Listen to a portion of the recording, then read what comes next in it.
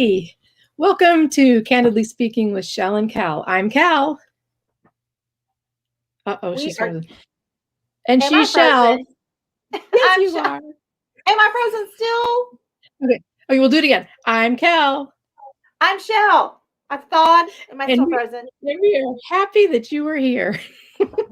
So today we have two sponsors for our show. We have Blue Sky Video Productions for all your YouTube strategy, producing, live video needs that you may need. Bruce is the man. He helps us look great. And the other sponsor is Cards That Wow, and that is my business. And if you want to make your brand stand out and you want people to be top of mind and think of you, send them one of my cards, because when they open it, they actually say, wow. So they do. Am I still frozen? No, you're good. You're good. I don't know what I'm going to do about that, y'all. I don't know if I need to move houses, what I need to do. Move to a different town? I guess. There's no internet in Louisville, Kentucky tonight, I guess. It happens all the time. So I'm going to have to figure that out and I know I always have an amazing look on my face when that happens. So, yeah, pretty much. That's what my face looks like when it freezes.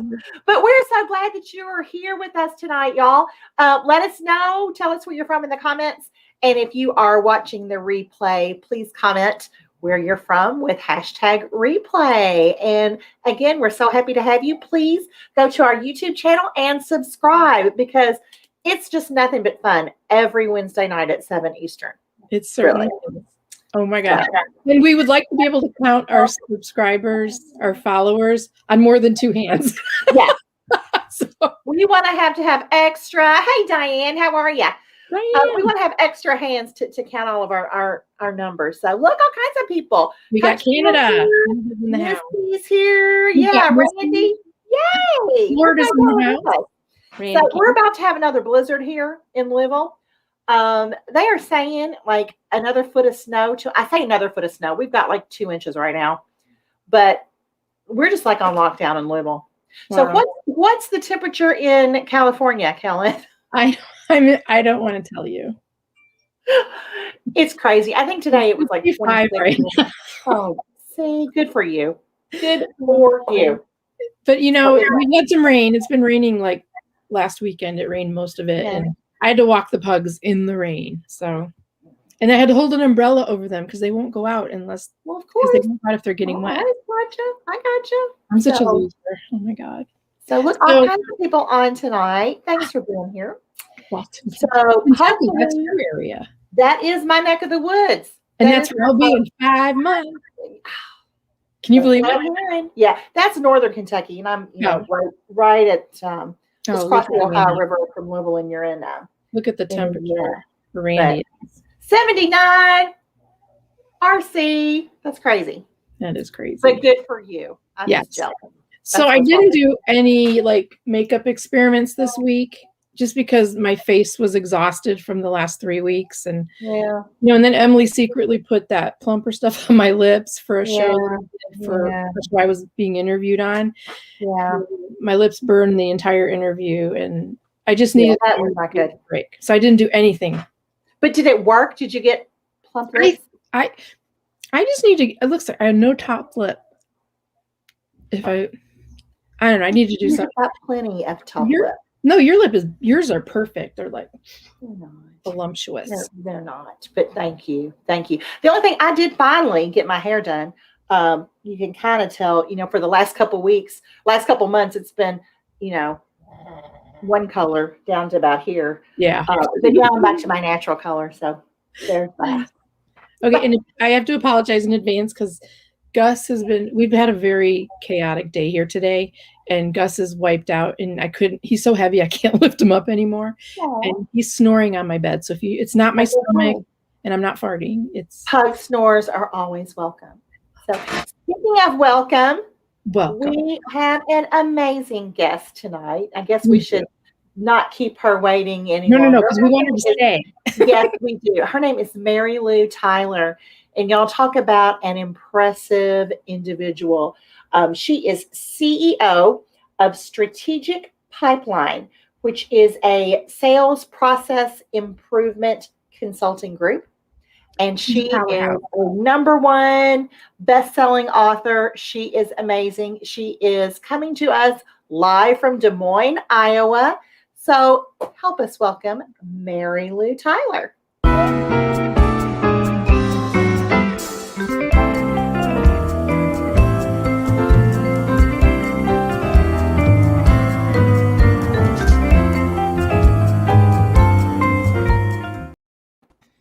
Hey, all. Hey, Mary Lou, welcome. Thank you. Whoever said 79, I'm very jealous. It's, I think, 11 here right now. It wasn't me.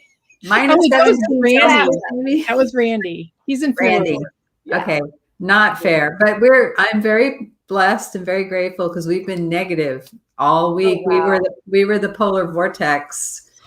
Yes. So So I 11 went is to good. I went to school in Rockford. I went to college in Rockford, which is just near the Wisconsin-Illinois border.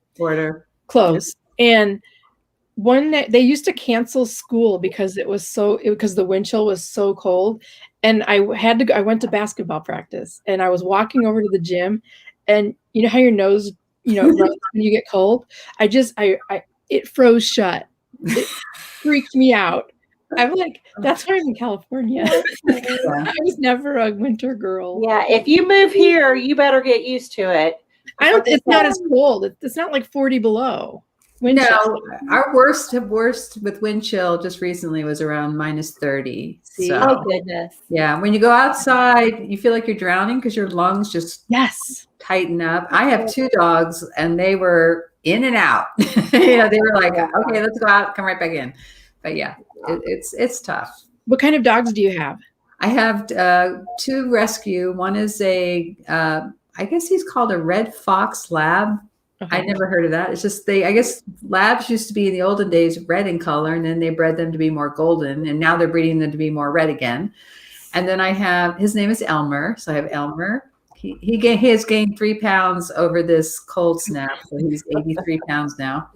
And then I have another golden rescue who's white dish, and his name is Larry. So I have Larry and Elmer. Great names.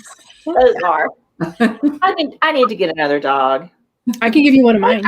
You know what? I would love a little pug. Now my sister-in-law breeds pugs. She's in northern Kentucky, but I have 2 cats, and I don't know what they would do. I have PBPs. They're poorly bred pugs. So I rescued all my pugs because there's something wrong. Like Rocco's neurotic. Gus, I don't know. Gus just he just stared at walls until he came with me. Now he's a good pug now. He's actually the best of all of them. And Max has a tiny front paw that I guess his paw got caught in the umbilical cord as he was coming out. And so it's deformed. And then he's got a cleft palate. And I'm like, I mean, I think I have I've had a pug that has had every dog problem that they could have. But yeah, they're very lovable. And I think, that I used to get them at the end of their life because the dogs in the shelters. Right. But these guys are a little bit younger. They were actually in training. They're re-careered dogs. So they were in training to support PTSD vets. Oh. But one of them is already PTSD all on his own.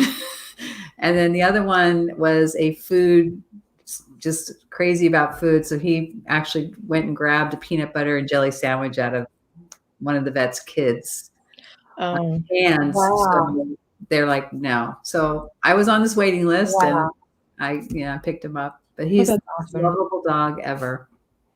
I rescue senior pugs and I place them with senior citizens. So they both have somebody to hang out with, in their later years. So that's fun. Yeah. We have all that in common. Very much a dog lover here. Yes. And cats. I'm allergic to cats. So, Oh, I had cats. I had 3 of them, and I named them all Bud, so I wouldn't have to worry. Just but 2, but 3. Yeah. I named, but yeah. So I had Bud the first, Bud the second, Bud the third. I was just too lazy to think of a new name. Well, so Mary Lou, on an entirely different subject, we digress.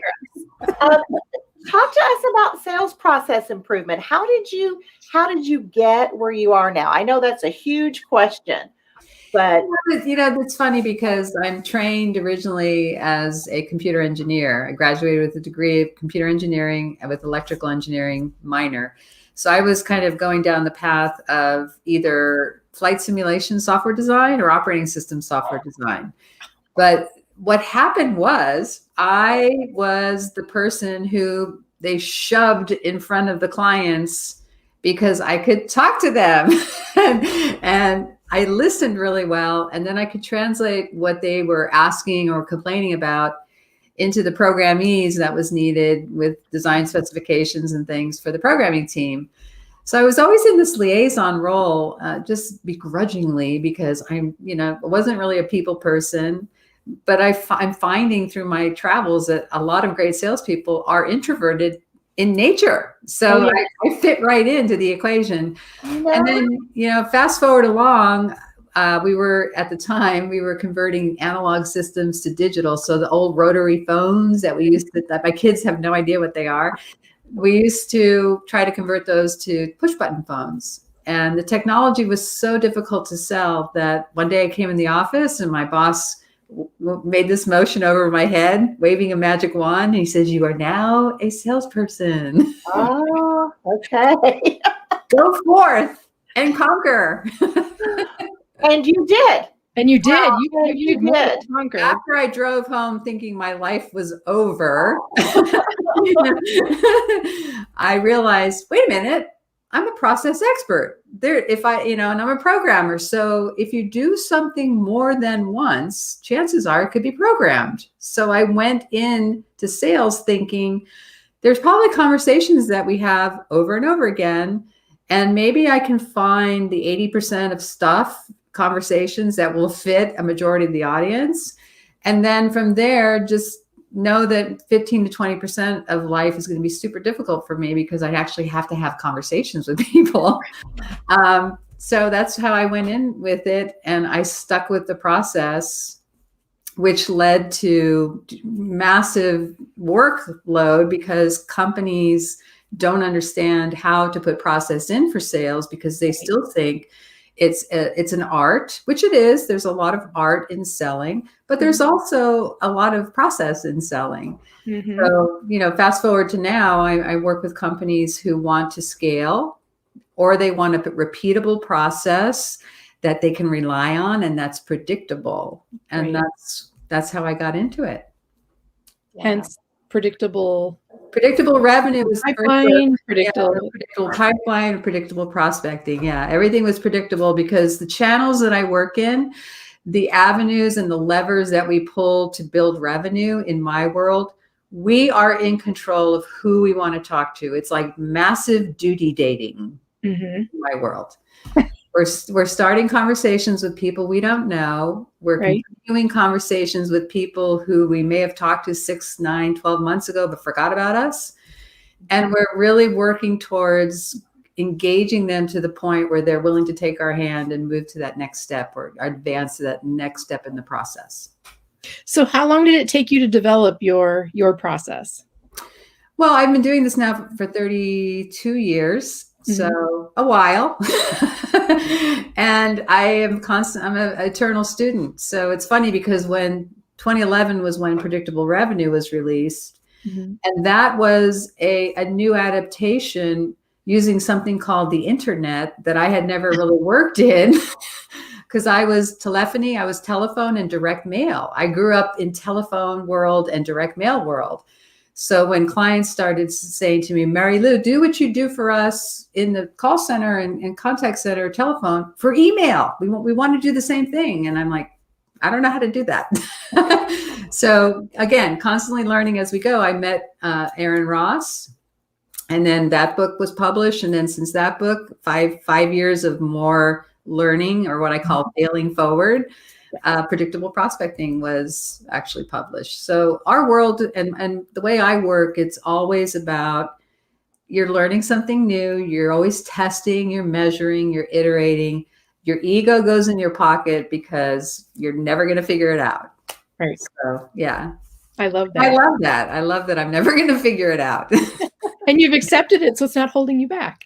Not at all. Everything just changes so rapidly. It does. It's just ever evolving. I have not read your books. I will absolutely get that done by the end of March. I'm trying to set a deadline for myself on everything now because I find that I do it, when I Well, with predictable prospecting, you can just go to the back of the book, and Jeremy and I have written a quick guide because we know that our audience of salespeople don't want to read the entire book. They just want the actionable nuggets. We're not good at that. We're really not good at that, Mary Lou. No, You're right. I was like, okay, where is it? Where is it? Where is it? Yeah, it's in the back of the book. Where are the Cliff Notes? Step by step. Yeah, it is the Cliff Notes version. It's just step by step. Do this, do this, do this. Yeah. Do they still have Cliff Notes? I don't think so, because when I asked my daughter, she's in school, she's an English major. I said, "Do you have to use Cliff Notes?" She's like, "What's that?" Are you kidding me? I would say no. That's wild. Wow. Yeah. I just dated myself. And we all did. They have Blinkist now, or Blinkist is something on the internet where they do summaries of books all the time. But everything is different now because they've got the internet. I didn't have the internet when I was in school. College. I mean, that was years in the future. My senior SEM paper had to be typed on a computer. I fought it. I mean, I fought it until like 1990. When I went to school, we were programming. We had the deck of cards, and if you dropped that deck, you were. Yeah, no, we used punched cards. Remember those little, computer to write a program. When I learned. It's easier now, huh? Oh, yeah, a little bit. These kids today have no idea. They're so lucky. They don't get it. We had to drive to the library and read an encyclopedia, It's like, and one of the things that in selling that it's actually more difficult now because there is this implied sense that buyers are more educated because everything is there at their fingertips. Whereas when I was selling, we were the knowledge engines. We were the subject matter experts. It was respected that we were.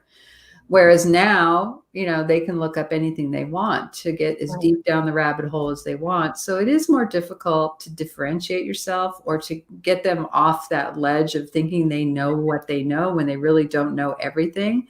Mm-hmm. So if I was going into selling today, I would definitely learn a lot about buyer behavior, get more into the sociology and psychology of things instead of engineering, because, engineering, everything's black and white pretty much. Right. This is all shades of gray now. But you have to, one of the things that I know that has served me well is I have just insatiable curiosity and constantly asking questions, tell me more about that. I'm very curious about what people do. And I think that that's a trait that good salespeople have because they don't really talk as much as they listen. The 2 ears, definitely, in the one mouth, they take advantage of those 2 ears. Yeah. And, you mentioned that you're an introvert. I don't see that at all, Mary Lou. So you're faking it very well. But, we've had so many people on here say that they're really introverted. Well, I'm an introvert. Seriously, I know it's like here I'm different, but COVID was actually a welcome thing for me. I didn't have to go out anymore. Yeah. I don't do well in crowds. We develop a persona for, at least I'm speaking for myself. There's a persona for work and then there's a persona at home. And I, like you, have enjoyed COVID because I used to log 250,000 air miles a year running around and I've been home. So my dog's like laying on my lap. And I mean, it's heaven for me. It is. It really is. But I do enjoy people tremendously, but I know that I can turn it off and be who I am when I'm home. Right. Yeah. So both my husband and I, we don't have any social life at all. We just enjoy each other's company, but we don't go out on the town. It's just not something we do. But I do that for work. I'm going out to dinners with clients all the time and all day meetings, and we have breakfast together.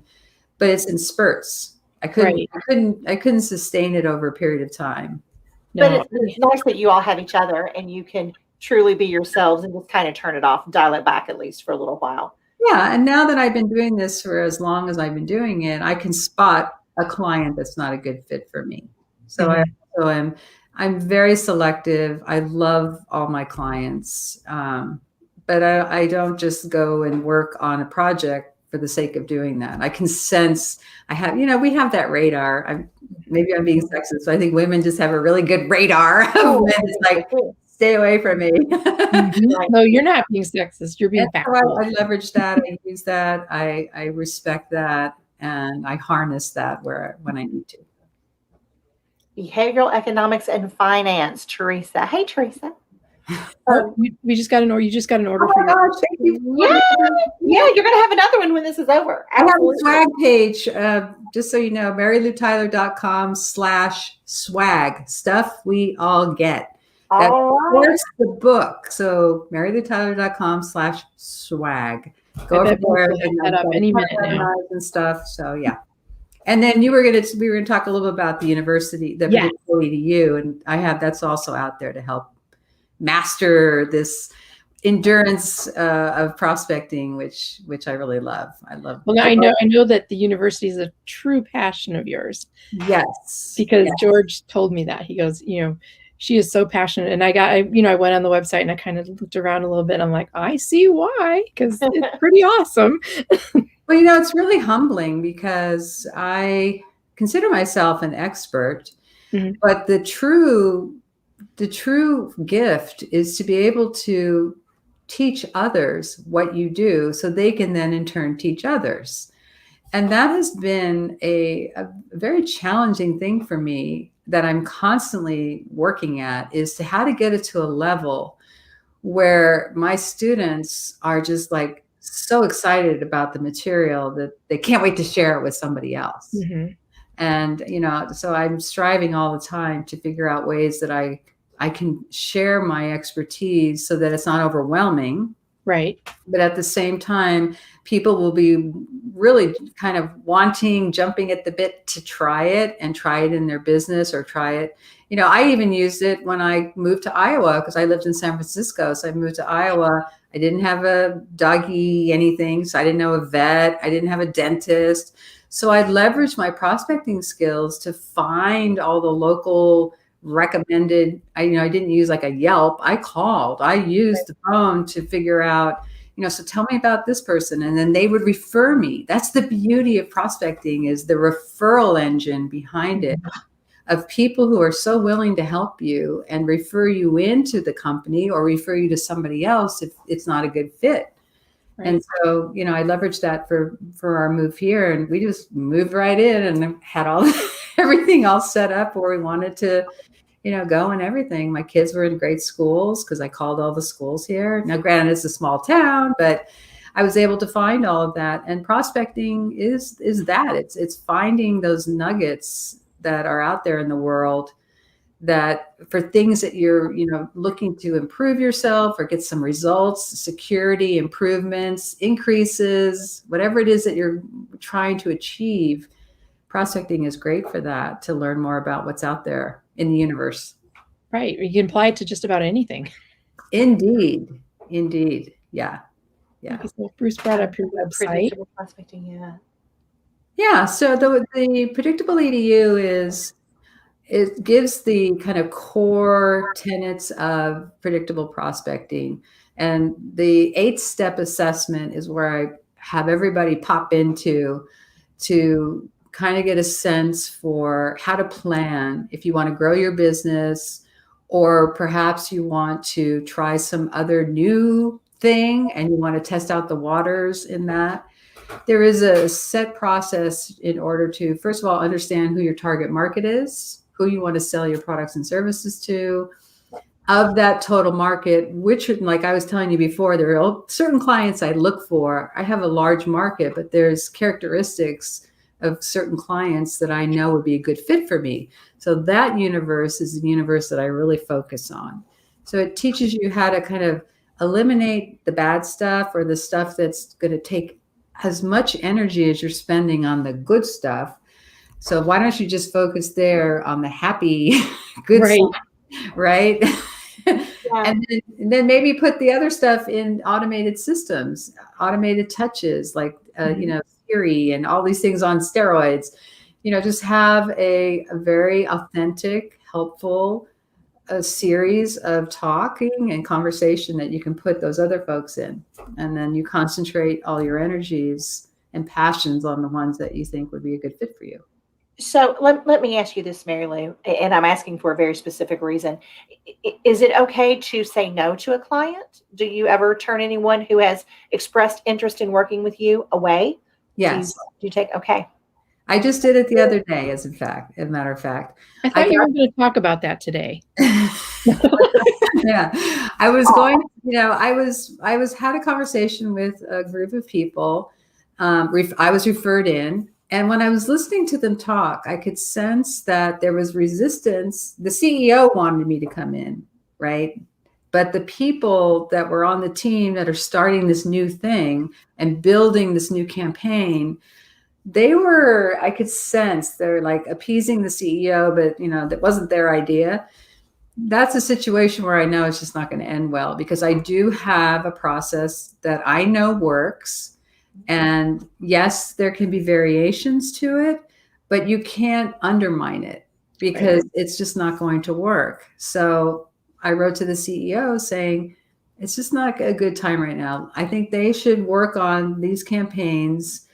I know you'll be calling me in 3 months, because the way they were talking, I know it's not going to work, but I'm not going to, railroad fit me in there, because it's just not going to be a fun environment for all of us combined. And I said, if you give them a couple months to do what they need to do, it may work, and no harm, no foul, but I'm here in the future if you need me for that. So I didn't really say no. I just said, not now. Yeah. But I bet you got a huge amount of respect for that, because integrity, that that you'd be wasting the money, and it would be set up for failure right from the beginning, right?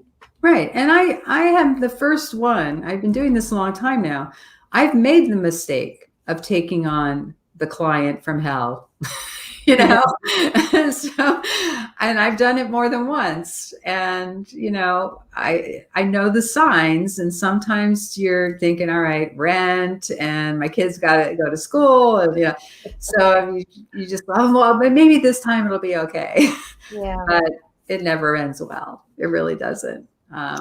So what I try to do is, since I know that's going to happen, I try to overfill my cup so that I can make a choice if push comes to shove. And I really look for that balance of, here's what I spend, here's my budget, and here's what I have in the pipeline ready to go. And I always like to have an extra 1 or 2 on the hook, just in case. Sure. Sure. But it was a hard lesson learned. I've fallen flat on my face many times. So Ernest has I have a fit, no fit checklist. Most don't make it on the fit list. Exactly. Yeah, that's exactly it. I mean, it's the 80-20. In my case, it's sometimes the 95-5 rule. That you do a lot of dating, and you realize there's only 1 or 2 out there that are, I mean, that's exactly right. Definitely. So at the risk of sounding dumb, CRMs have been the rage for quite a while. Are you a proponent or opponent? Since I'm a programmer by trade, I don't like any software that's out there. So I'm not a fan of the architecture of a CRM, but I am a fan of the role of a CRM, which is helping us keep track of our clients, helping us keep in contact with our clients. Because before CRM, my office was just sticky notes everywhere of trying to, remember who to call when. And I actually had a Rolodex, and I had a filing system that had 31 folders.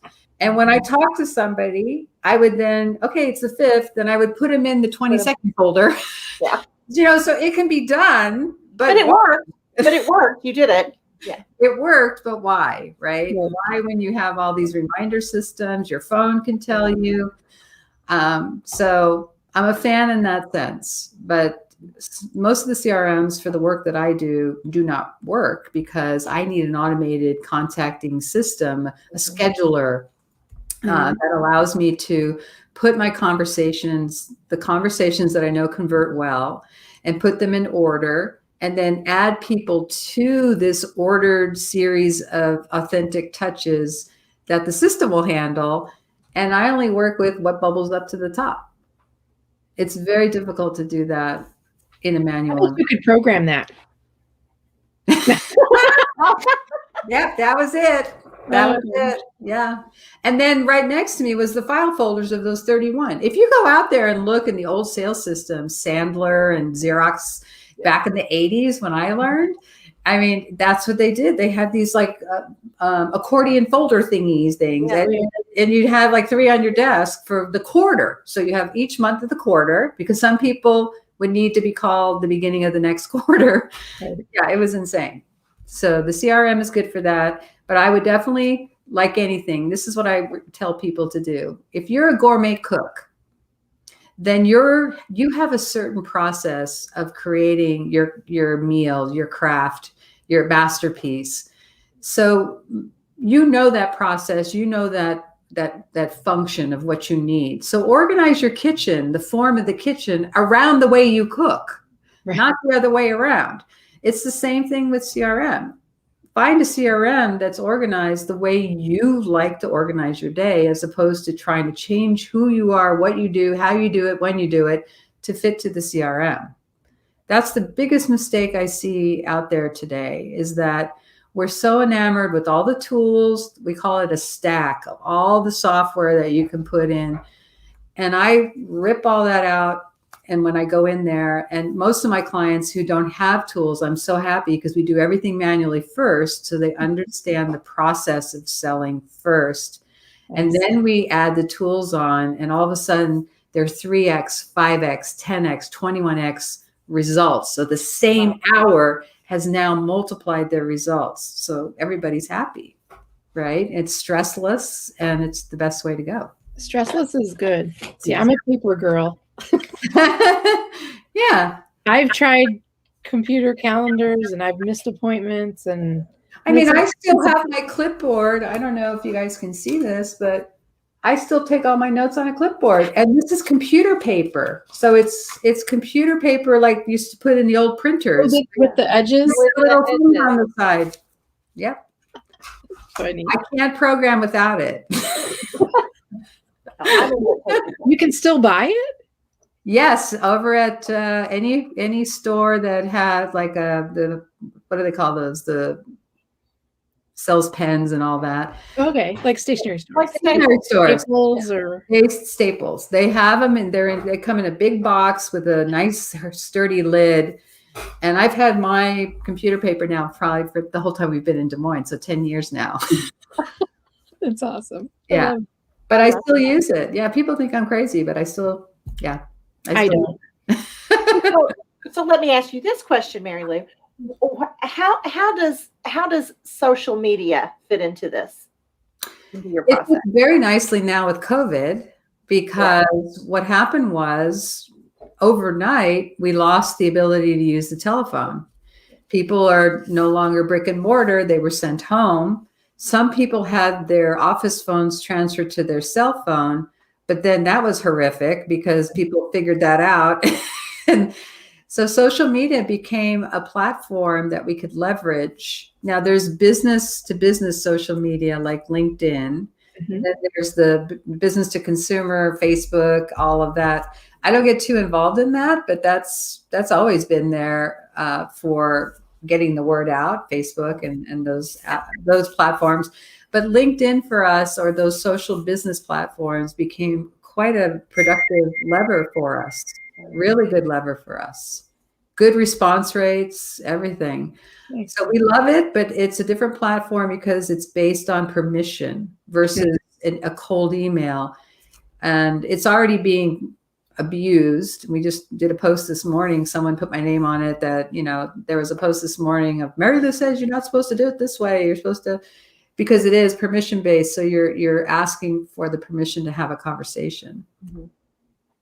And that's not people who are used to using email and banging the phones. They don't necessarily like to ask for permission to do something. So did they tag you in a post or something that? Yeah, they tagged me in a post saying that I can't remember it was more about the fact that the sales conversation that we do in electronic mail doesn't translate to the sales conversation that has to be performed on LinkedIn. That's what that post was about. Because you do have to ask, you can't just send a link. And I get these long LinkedIn posts with tons of click-through links and stuff. And that's a no-no. Yeah. Well, thanks for answering my LinkedIn. Yeah, but yours was authentic. I mean, and plus your offer is very differentiated. I hadn't heard about it. So again, curiosity got the best of me. I'm like, what is that? So it was just because it was the right timing. Because it's direct mail or the direct channel like that. I'm always interested in that. So yeah, you did a great job. Now I just have to work on my profile, right, Michelle? You're going to get there. I know. I'm a work in progress. Yeah. Yeah. Well, it is though. I mean, you have to tweak that, and you know, it's not something that you're going to nail on the first, right out of the gate. No, I changed careers, and so you're constantly tinkering. I mean, we constantly optimize our. I was telling you, it's like Christmas tree lights. All the bulbs are conversations over a period of time, and we constantly optimize each of those bulbs as we go along, because we're really trying to maximize and multiply in that 1 hour of time we spend. We want to double our results, triple our results with the same or less effort. I mean, that's our mantra. Maybe less. Hopefully less.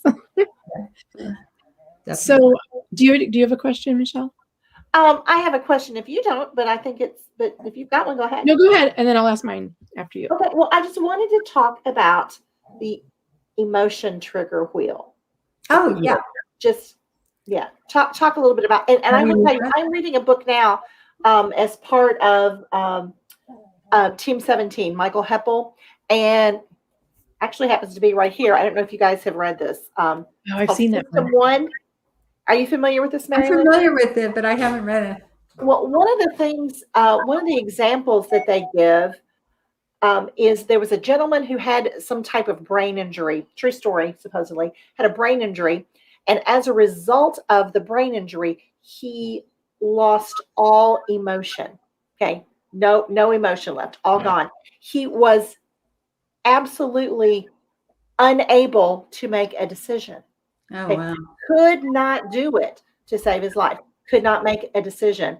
So I'm just interested now, with your emotion trigger wheel, because emotion plays such a huge part in, all the decisions that we make. And certainly, from a sales perspective. So yeah, especially the work that I do is at the tippy top of the funnel. So it's within the first conversation that we have, or the very next conversation, or a conversation that we start up again after a period of dormancy. So we are really hitting, I'm sure if most of you love movies, you've heard about the story arc of a movie where there's this, event that happens that just takes you out of your comfort zone. Something drastic happens, and then you go down into the depths of despair, and you're looking for a way out. Well, that whole thing I just said is all within what we call an emotion segment of a sales conversation. So there's an emotional part and there's a logical part. And in the Predictable Prospecting book, we break that down in how to create and craft your sales conversations in 280 words or less, so it's a very small snippet of word, but it's covering emotion first to get people to lean in, to get people to come out of their stupor thinking, oh my gosh, they're talking about me, or wow, I can so relate to that. And so that's why we use that trigger wheel, because a lot of times my students start with this blank piece of paper and they're like, what do I say? How do I start? And the subject line on an email or that first line on a LinkedIn is the line that has to get us just involved, right? Part of that conversation. So the trigger wheel is giving you all of these wonderful words that you can leverage based on the emotion of the person with whom you're trying to persuade to talk to you or have a conversation with you. So that's why it's broken out like this, because I just saw today, I have a client who sells to pathologists and scientists, and they did an emotion trigger wheel on them. And it's just pathetic, really. I mean, they're just like outcast, just disgruntled. They had all these terrible adjectives to define them. But one thing they are is they're very peer comparative oriented. What's my scientist across the street doing compared to me? So, this wheel is giving them an understanding that they may be motivated by fear that they're not going to be as good as the scientist across the street, or they may have some anxiety over the fact that they haven't published enough papers as the scientist in their lab down the corridor. So we're tapping into this innermost what people want. And this wheel gives us permission to explore different words that we may think would resonate with our audience. And that's how we use it. The other thing is, we typically don't write a sales conversation. What I have my folks do is pretend that they're having coffee across the table with the ideal person they're trying to persuade or start conversation with. And I have them record into their cell phones that conversation. Then we take it out, we transcribe it, we throw it in a Word doc or some digital paper, and we edit it from there.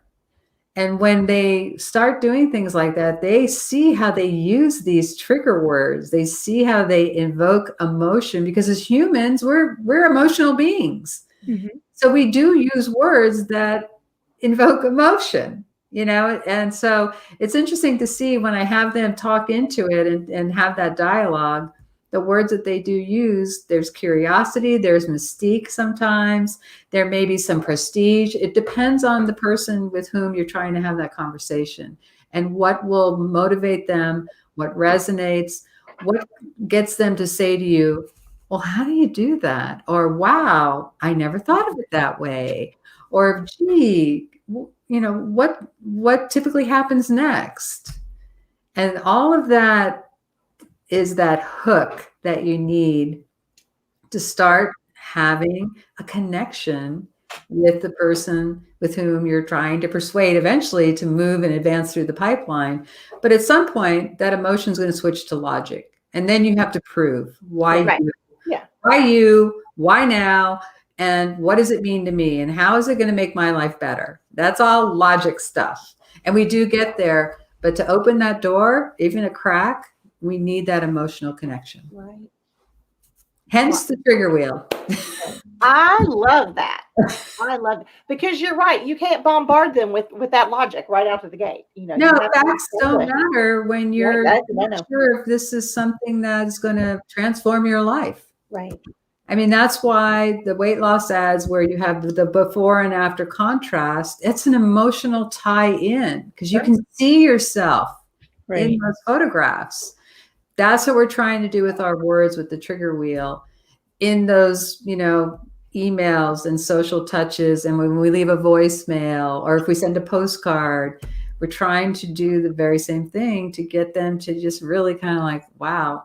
I mean, I've had clients call me and say, did you tell this person to call me because they got in my business and knew exactly what I needed? And I felt like Mary Lou's behind this. I'm like, no, I'm not doing anything. They know that story arc. They know the arc that gets us excited and curious to want to know more. Well, that's golden. I love that. I love that wheel. I love that. Yeah, it's fun. And it is. It's like it's being real, being personal. listening, honestly, being truly interested in what they're saying and to help solve that problem is, I think, true in any industry.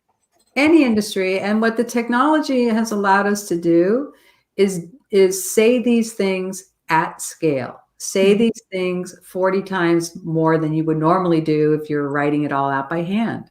Right. But the message is still there, and you want to be able to test it and measure the effectiveness of each of these conversations. And like I truly say, get your ego out of it, because you don't really know what's going to work until you try it. Right. Very cool. Wow. Mary Lou, dropping knowledge. This is wonderful. I'm like, my brain. So, is there anything that you would like to drive people to your site? Is there something that you would like to, because I know that you're picky and you choose your clients, but is there a way for them to contact you if they're interested or, want to, see if there's something that you can help them with? There always is. I mean, on my website, I have my office hours out there. I have my phone number out there. The reason why I do that is because in our industry, we're reaching out to people we don't know. So I want to encourage people to reach out. And I will tell you all, I've done a lot of these shows, and I've spoken with a lot of people in various parts of the world. Less than 1% of people actually reach out to me. Wow. Oh. Yeah. That's a shame.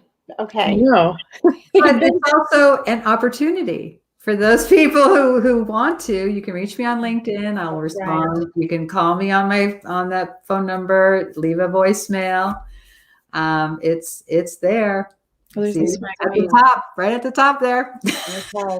Yeah, so the audience, you all have to represent here. Reach out. Okay. Challenge accepted.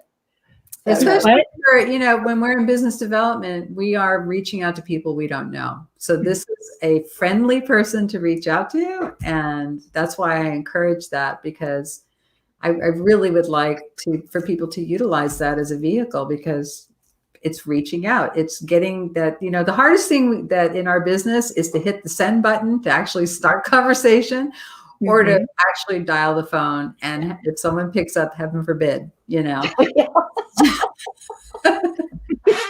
been there. Oh, it rang twice. Yeah, twice. And I will tell you, even when I first started doing this, I got all of my messages all set up. I had everything organized. It took me 2 weeks to hit the send button to actually activate it. I was so worried that someone would actually want to talk to me. Right. So I think that's something you just have to go through. You have to have your ability to have a conversation. And it's okay to stumble through it. Like I used to say, I'm not really great at this, but I know this would be a great fit for you. And I'm going to stumble on my words. So if you'll bear with me, just be your true self. You're going to have people who are not going to be as much fun. Let's get that out there right now, but there are people who have contacted me and said, I'm so glad you found me. Citibank was one. I'm so glad you found me. It's like, you're a huge company. It's not hard to find you, but it was the person within the company that she was like, I can't believe you found us. We need this. Thank you. I didn't know you did this. And they had the internet. But if they don't know what they're really looking for, they don't know what they don't know. That's right. There's still an element of that we have to, own that there are things that they don't know, and they don't think that grandiose, because they're in the weeds trying to solve a problem, and you're a visionary trying to light the way, So leverage that. But meet them where they're at, solve their problem, but still be that visionary. If you think that's great, wait till you see what we already have and what our clients are already enjoying. But let's get this thing solved first, because that's your immediate need. And I'm here for you for that. And as we go through this, you're going to see what life is really going to be like for you, and you're going to love it. That's awesome. Emotion. There you go. Emotion. Yeah. There you go. Okay. Did you have another question, Kellen? Because I have another. No, well, she actually answered it for me. So okay. Mary Lou, something totally different. We have a question that we ask every guest here Oh, okay. speaking. Yeah, it's a deep one. Okay, so Very, very, very yeah. deep. What type of moisturizer do you use? I use just coconut oil, the kind you buy at the market. Really? Yeah. Okay, we haven't heard that. Yeah. This just Just like the kind in the jar, like this kind of color. Solid? yeah, solid stuff. And then I just warm it up in my hands, and then I just, yeah. Oh, and that smells so good. Well, and I'm you look trying that. beautiful, so that's you. working. Yeah. When we get off, I'm going to order your book and you'll smear some all over me. Yeah. Yeah, there's some good organic products but I find that in the winter, especially, just I need to have the coconut oil because that my fingers get all, from the cold. Yeah. Mm-hmm. So I have a concoction of that, and then I use silk gloves and just put my hands in oil and Okay. do the same to my face. Sleep in those? Is that what you do? You sleep in those? Sometimes if I'm doing a lot of outdoor work and my hands are chipped, because they do get very dry and cracked. Oh, Well, yeah. that's exciting. I like that. We had a lady several weeks ago who I don't think she did it, but she said she had worked with someone who was advanced in age and had lovely skin, and she used Crisco. Oh, yeah, right. it's the same.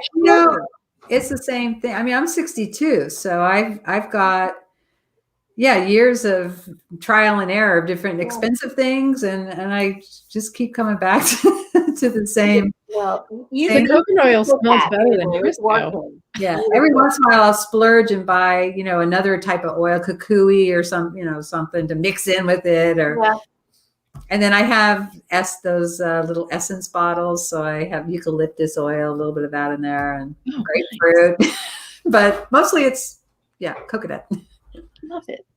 I use coconut oil on Gus's nose because it's all dry. It gets dry. Yeah, I have I'm going to try that. I have some oil for my dogs. It's also a paste thing that I put on their paws because they're, the salt here that they put on the sidewalk. That's bad for the boys. So. Now, would your dogs wear boots? My older one, the ones I had before these two would wear them, but these two, no. The one that's the one that's the PTSD dog. He was supposed to wear a vest because he can go on airplanes and do all that.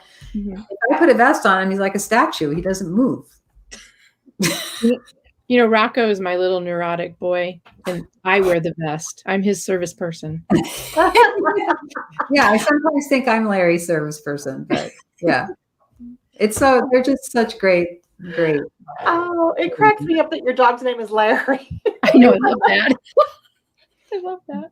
That's their names. That's what they, maybe because they were, I don't know why they were called that, but that's funny. My cousin has a cat named Susan, and that cracks me up too. Yeah. Okay.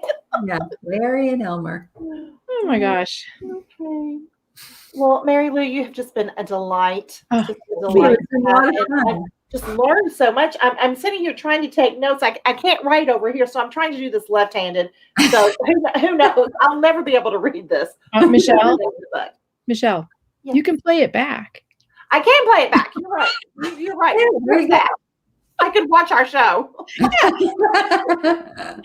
Oh, I really appreciate you taking the time to chat with us tonight. And, I know you're very busy and time is a premium, but I'm glad that you were able to spend some with us. Oh, no, my pleasure. It was really fun to talk with both of you, and your show format's really fun. So I wish you much success. Well, thank you. Tell your friends. I will. Yeah, tell your friends. Subscribe and share. Stay safe and warm, Mary Lou. Yes, I will. I'm glad your internet, survived the whole show. Yeah, it did really well. So fingers crossed. But the temps are going up now. We're going to be in the 30s, I think, this weekend, which sounds horrible. That's a heat wave. I know. It's kind of crazy being a Californian and think 30 is balmy, but yeah. So you lived in San Francisco? San Francisco, and I grew up in Monterey, California, which is near the Carmel and all that. I went to school in Santa Barbara, and then I lived in Los Angeles for quite some time. So very West Coast. So we were neighbors at one point. Where are you? I'm in Moraga. Oh, okay. Yeah. Yeah, definitely. Wow. Yeah, I still have a place in Huntington Beach. So my husband and I go kind of bopping back and forth. And we probably will end up staying in California. I don't know. We just love Iowa, though. It's just so beautiful country here. It is. It is. Yeah. And so Well, easy living. Good for okay, you. well, let's see. Next week, we have Lena Knowles. Am I saying her name right? Yes, Lena Knowles, who's she's a powerhouse. She is married to Jay Knowles, and they're very popular on Clubhouse right now. And he has a huge production company, so that's going to be a fun interview. So maybe you might want to watch that one for us. Definitely tune in. Yeah. Okay, wonderful. And thank you to our sponsors with Blue Sky Video Productions, Bruce Himmelblau, the producer, who is the most awesome thing that's happened to our show, and Cards That Wow. And when you send a branded card from Cards That Wow, your client will actually say wow and remember you and keep you top of mind. Thanks everybody for being here. Michelle. Thank you so much. Y'all have a great week. Thank you again, Mary Lou. You were amazing. Can't wait to get your book. Yes, I'm going to hit the button as soon as we hang up. Me too. After I put the coconut oil on. All right. Take care, you two. Bye, everybody. Don't forget to subscribe and share. That's right. See you later. Bye-bye. Bye.